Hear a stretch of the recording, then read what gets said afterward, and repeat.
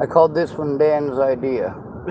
All right, so Dan had this idea of me using a parking lot over at the CFL. We checked it with the supervisor, said it's okay. They're going to write a piece of paper for me. Those of you who follow my videos, you know we've had multiple situations where things like that were said to be okay, and even with it being written down, the cop said, well, how do we know you didn't write that? So we're here to remedy that situation, and that way I'll be able to clear out my car, because obviously it's unsafe as it is, and it will take a while to actually get it done. When you only get to sort out half of it, and then you have to shove everything back in all rush jobby, well, you end up with a bigger mess than you started with sometimes. So I figured I would play just long enough and talk trash just long enough for him to get here. But now I'm going to play one quick little ditty and see if I remember how, and then I'm going to leave you, because I'm prettier than you are. Just kidding.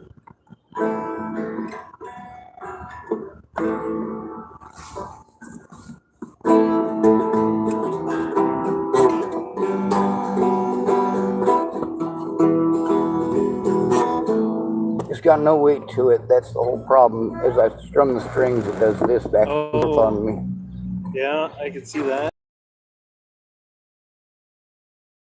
Reopen the doors because they were locked earlier, so I guess there's certain times that they're open and certain times they ain't.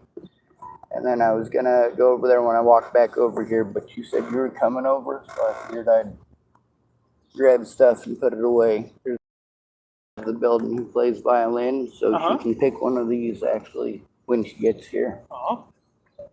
And let me put this away and we'll be good to go. Was it this place you were waiting to open, or the back? The back. Okay. I don't know the difference between the two. I don't really either. I've noticed that they're open at different times before. So there must be something different between them. I just assumed that they were the same place. I never checked the door there. I've only seen people ever go to the back one. It might be. It's kind of scary sometimes. I got a lot of my recordings with the, oh my god, the crazy shit that people scream at each other about over here and threaten to kill each other over and throw shit at each other over, and fucking crazy goddamn wing nuttiness. It drives me bonkers. But the other thing is, there's still people, and the ones that are being victimized the most, you've got, oh, for example, there's one lady out here, she gets real angry and snappy at anybody that she can, but it's people that she thinks of as weak-minded or weak-willed, or people who are completely batshit fucking bonkers, pardon my French, or slang or whatever. So, you know, I'm a sponge for my environment. Yeah. So when I hear a lot of screaming, you know, if you see my videos or watch them and you hear me screaming, chances are pretty good I've been in a very noisy environment. Yeah.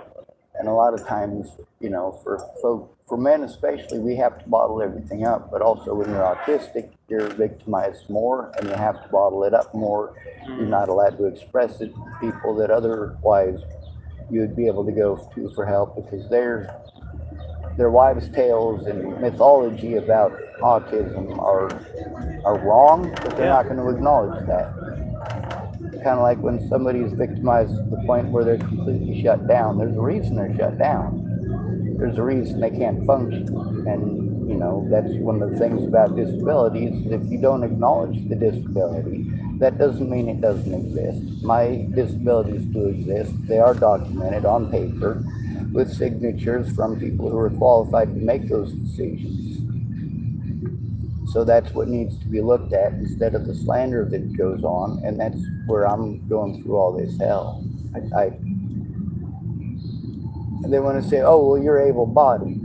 I'm really not. Just because I'm not in a wheelchair doesn't mean I'm able-bodied. And just because I'm intelligent doesn't mean that I don't have mental disabilities as well. Yeah. Trouble with certain things, yeah. There's a guy I was talking to, and he's a functional individual. He doesn't come across as schizophrenic at all. He's got kids. He lives in Hood River. When I was trying to explain to him about how messed up it was that these crimes are actually being committed, and I'm autistic and I'm being treated like I'm schizophrenic, and that's not okay. And he got defensive immediately. He's like, you know what, what are you trying to say about, people who are schizophrenic? And I had to explain to him, hey, I'm fighting for the rights of schizophrenic people too, because the fact is, whether you're schizophrenic or not, if you're raped, rape is a crime. Yeah.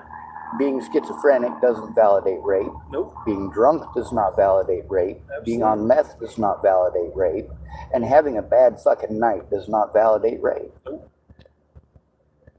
Absolutely, bro. Alright, I'm going to end this video because I didn't actually intend on having it playing the whole time I was harassing you. Got to have some semblance of privacy, and I've got my audio recording device around here. So I'd turn it on if I could find it. It's probably in my man purse. Anyway, you know how we end these videos. It's good to be rid of you. Thanks for coming to visit. Stay out of trouble or don't get caught. Remember that you are your brother's keeper and no victim left behind. Oh, and also, if you get the time, call up Center for Living and say thank you for Dan, because, I mean, I do feel as if he is going far beyond what he should, or he should have to, or he should feel morally obligated to. And I'd like, hopefully, for these different services to actually come together and work together with me and with each other and get everything out in the open and do what is best, not only for me, but also for the communities that I'm in. All right, be safe. Goodbye.